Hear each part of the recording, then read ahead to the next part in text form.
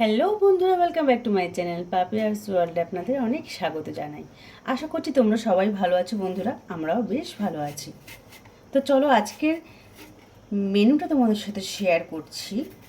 তো মেনু হচ্ছে মাছের ঝোল, পাতলা মাছের ঝোল চারাপোনা, আর এদিকে চিংড়ি মাছ দিয়ে কচু শাক। তো এটা কিন্তু আমাদের সবার খুব প্রিয় জিনিস, চিংড়ি মাছ দিয়ে কচু।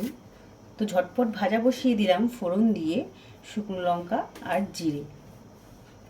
এর মধ্যেই আমি হালকা ফুলকা মশলা দেব, যেমন একটু জিরের গুঁড়ো দেবো আর লঙ্কা চিড়ে দেবো, তেমন কিছু দেব না। কচু শাক তো এমনি চিংড়ি মাছ পড়লেই সুন্দর হয়ে যায়, আর কিছু দিতে লাগে না এতে।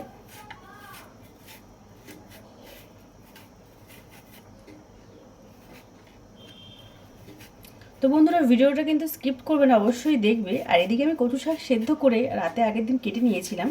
তো সেদ্ধ করে দেখো এর মধ্যে 1 গামলা জল দিয়ে বসিয়ে দিয়েছি, যাতে খুব তাড়াতাড়ি জলটা ঝরে যায়, আমাকে শুধু শুধু কষ্ট করতে না হয়। তো দেখো ঝটপট দিয়ে দিলাম কচুর শাক। এবারে বেশ করে ভালো করে জলটা টানিয়ে নেব, টানিয়ে নিয়ে গেলেই হয়ে গেল কচুর শাক। খুব খুব চটপট রান্না হয়ে যায়, বেশি সময় লাগে না কচু শাক রান্না করতে। যদি জলটা ভালো করে ঝরিয়ে নেওয়া যায় তাহলে সত্যি সময় লাগে না। আর এদিকে বসিয়ে দিচ্ছি মাছ ভাজা, পাতলা মাছের ঝোল করব। তো মাছ ভাজা হয়ে গেছে, এবারে আলুগুলো ভেজে নেব।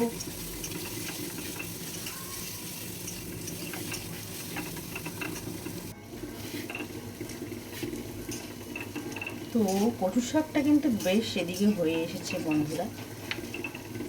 তো বন্ধুরা, তোমরা বাড়িতে আজকে কী রান্না করেছো অবশ্যই কমেন্ট বক্সে কমেন্ট করে জানিও। কিন্তু আমি কিন্তু জানালাম যে কী রান্না বান্না করেছি, তোমরা কিন্তু জানিও, তো ভালো লাগবে। আর ভিডিওটা কিন্তু স্কিপ করো না, দেখো অবশ্যই। তো এখানে মাছের ঝোলের মশলা কষিয়ে নিচ্ছি ফোড়ন দিয়ে, আদা জিরে বাটা দিচ্ছি, টমেটো দিচ্ছি, আর মশলা কষিয়ে তারপর জল দিয়ে দিলাম। তো মাছের ঝোলটা প্রায় হয়ে এসেছে, মাছগুলো দিয়ে দিলাম। একটু ফোড়ন দিয়ে নিয়েছি, আমরা একটু লাস্টে ফোড়ন দিই, তাহলে খেতে ভালো লাগে। তো অনেকে ফোড়নটা দিয়েই বসায়, তো আমরা বেশিরভাগ সব তরকারিতে লাস্টেই ফোড়ন দিই রান্না হয়ে গেলে। তো দেখো আমার হয়ে গেছে ফোড়ন দেওয়া, একটু ফুটিয়ে নিলাম ফোড়ন দেওয়ার পরে। তো তাহলে একটু টেস্ট হয় তরকারিটাতে। তারপর একটু ধনেপাতা দিয়ে নামিয়ে দিচ্ছি, হয়ে গেল আজকের রান্না। তো তারপরে ঝটপট স্নান সেরে পুজো দিয়ে নিচ্ছি। পুজো দেওয়ার পর যেটা হয়, আমার আর আমার ননদিনী চলে এসছেন ওয়ার অফিস থেকে। তো দুজনে মিলে বসে এখন চা খাবো, একটু গল্প দেবো, তারপরে বাদবাকি কাজ করবো। তো কাজ আর সেরকম কিছু নেই, সবই হয়ে গেছে। তো অনেক কিছু বললো, একটু জ্ঞান ট্যান দিল, হ্যাঁ সেটা আর আপনাকে শোনালাম না, আপনাদের শোনালাম না। তো দুজন মিলে বসে গল্প করলাম, চা খেলাম। তো আমাদের সামনে ঘরে থাকে আরেকজন, সেও কি মারতে, তাকেও ডেকে নিল। আজকের মতন এখানেই ভিডিওটা শেষ করছি, আবার পরবর্তী ভিডিওয়ে দেখা হবে।